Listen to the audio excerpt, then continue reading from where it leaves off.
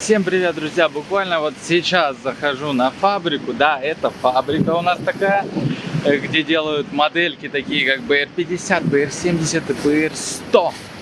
И вот одна из таких моделек меня уже ждет. Как хорошо, что китайцы меня сегодня не подвели и оставили BR100 прямо на порожке у главного здания, так сказать. Чистенький, красивый. Главное, синий цвет скайборда. Сегодня мы проедем максимальное расстояние на одном заряде. Я на своем опыте это все узнаю для вас. Потому что в книжке мало ли что написано или на сайте, да, а нужно проверять все. Проверяй, но доверяй. Или наоборот. Решайте сами. Поехали. Это канал Skyboard. Меня зовут Евгений, а это BR100. Вперед!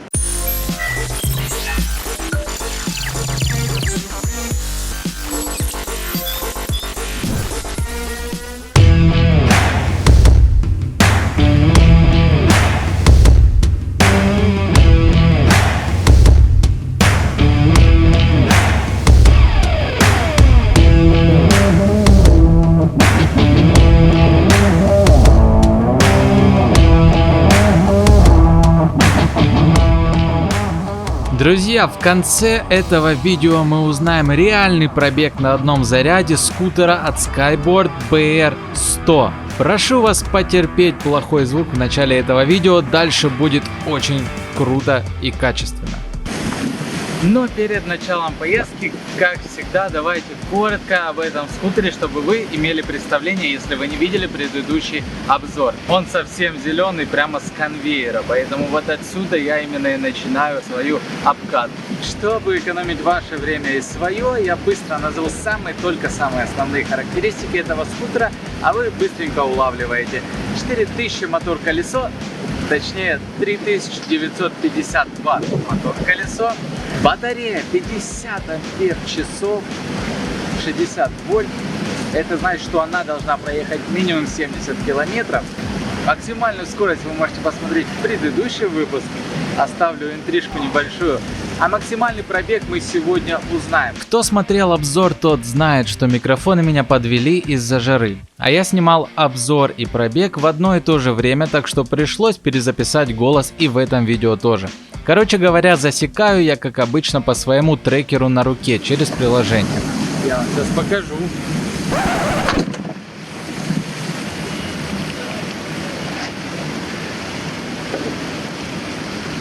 На момент отъезда на спидометре скутера показывало 6 километров, так что учитывайте, что в конце этого видео следует отнять от всего пробега на спидометре эту цифру. Ну и, конечно, сравнить спидометр и трекер на руке по расстоянию, насколько это все расходилось. Ну что, погнали в путь.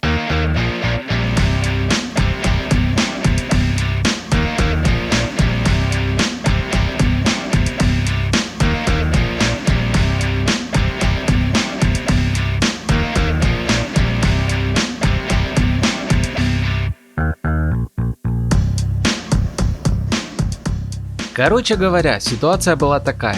Я начал отсчет от фабрики и поехал снимать обзор.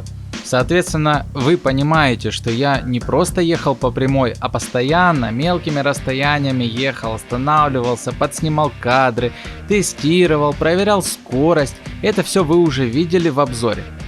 Да? Видели же? Надеюсь, что да. И потому только после обеда я погнал выкатывать батарею уже на всю катушку.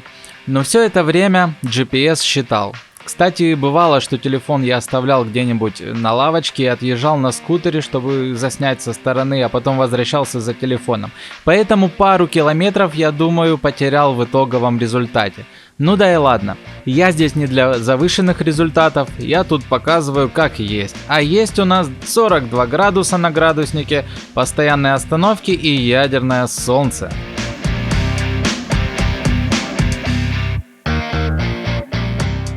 Кстати, дрон в тот день очень мало летал из-за запрета на полеты в окрестностях, так как рядом находился аэропорт. Поэтому со слезами на глазах я не смог снять с высоты великолепные огроменные мосты китайские. Придется вам посмотреть на это с GoPro.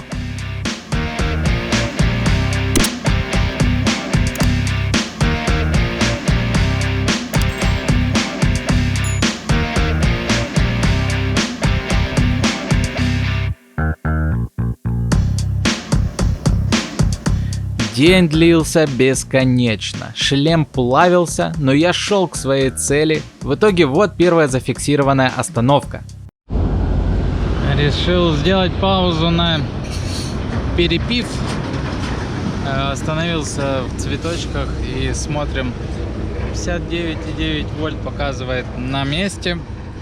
57 показывает, когда я разгоняюсь на максимуме. Проехали мы на данный момент 50 километров.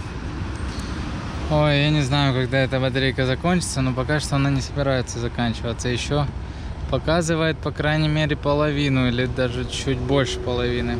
Вот, 60 вольт. Ой, я очень устал. Не знаю, смогу ли я сегодня или нет это видео закончить, но я постараюсь. Но, как оказалось, данные по процентам батареи не совсем точные. В тот момент, когда показывало 50%, на самом деле потрачено было уже больше половины, так что закипать мне оставалось недолго. К слову о комфорте. Обязательно одевайте длинную одежду летом, так как на этом скутере ноги расположены почти горизонтально и могут загореть сильно в летний период. Хотя я часто закидывал ноги на отсек для батареи, и тогда получается, что ноги у вас согнуты под углом 90 градусов примерно. Также я не перестаю восхищаться амортизацией и подвеской. Она очень мягкая, но жесткая одновременно. Это, знаете, не описать, нужно пробовать. Кстати, это можно сделать в магазинах у наших дилеров. Учитывайте это.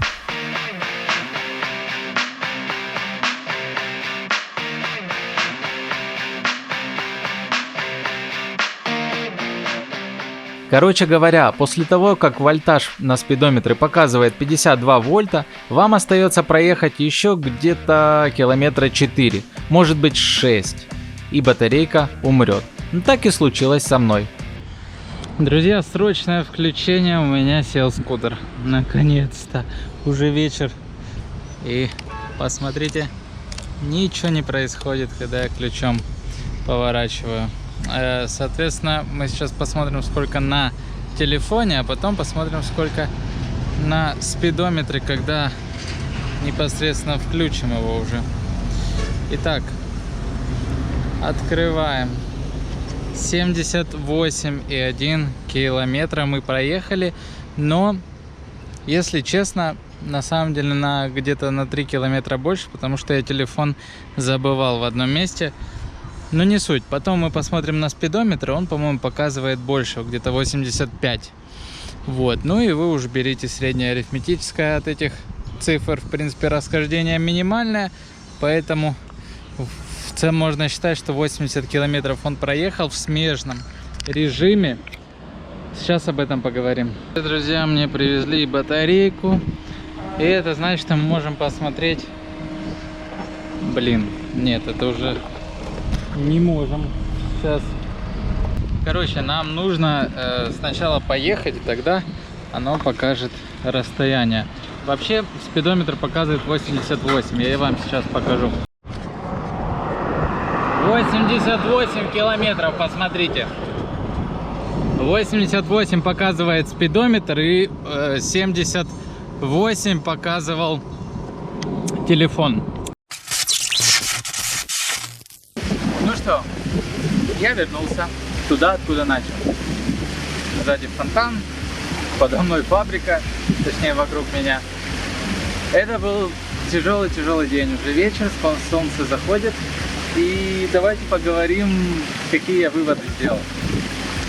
Во-первых, очень комфортно ехать из-за подвески. Подвеска прям божественная и по трассам, и по каким-то плохим дорогам, и по строительным я ездил, и везде подвеска справляется как надо.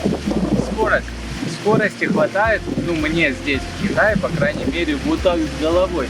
Потому что 70 километров в час здесь мало кто ездит, здесь запрещено. Вообще здесь по городу можно ехать 50 километров в час, а по трассе 70. По магистралям можно, конечно, 120, но по магистралям нельзя ездить на скутерах. Поэтому здесь 70 километров в час хватает с головой, и мне хватало, и все водители вокруг просто глазели на меня. Я не знаю, камера записала эти моменты или нет, я пытался снять несколько раз, как водители глазеют. но камера вырубается из жары, уж извините, техника не идеальна. По поводу показаний батарейки, до 58 вольт батарея показывала полную. Потом начало напряжение снижаться, и батарейка резко-резко начала уходить в ноль. Поэтому лучше смотреть не на картинку, а на цифры. 67 вольт это батарея полная, 52 вольта это вот сейчас он скоро уже выключится. Поэтому если у вас осталось примерно 55-56 вольт, нужно уже думать об остановке и зарядке. У вас где-то осталось, значит, километров 8, около того. По спидометру мы проехали 88, но мы начинали все-таки не с нуля, а было уже 6 километров. То есть по спидометру мы проехали 82, по телефону мы проехали 78. Почему такое расхождение? Потому что я записываю одновременно два видео и на расстояние, и обзор. И поэтому, когда я снимал обзор, я часто оставлял телефон с пультом управления дроном на лавочке, а сам ездил. И поэтому расхождение примерно в 4 километра допустимо. Я думаю, что спидометр идеально совпадает с GPS по расстоянию. И это не может не радовать, потому что далеко не все скутеры, даже, я бы так сказал, большинство скутеров, особенно других фирм, врет по показаниям расстояния или скорости. Этот скутер, как мы выяснили в прошлом обзоре, если вы его не видели, то посмотрите, не врет ни в скорости, ни в пройденном расстоянии.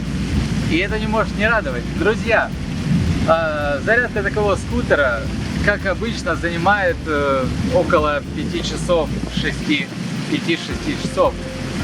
Но батарея едет очень много. Получается 80 километров едет эта батарея. Это просто удивительно. И ну, чем вам не скутер для поездки куда-нибудь на море или на дачу, или на отдых? Тем более на нем еще можно таскать много всего сзади. В общем, наговорил много всего. Голова уже не варит. Это я делаю вид, что я такой, как огурчик. На самом деле, мне очень плохо, у меня пульсирует голова. Вот так. Потому что, я напоминаю, у нас аномальная жара. Но все ради контента, все ради ютуба, все ради скайборда. С вами был Евгений, это канал Электроскутеры Скайборд. И не забывайте, что вы можете посмотреть наши скутеры у наших дилеров не только на сайте skyboard.store, но и у наших дилеров. Вот они у вас на экранах. Смотрим, приходим, щупаем, сравниваем и только потом делаем свой выбор. Все как обычно, увидимся дальше на этом канале.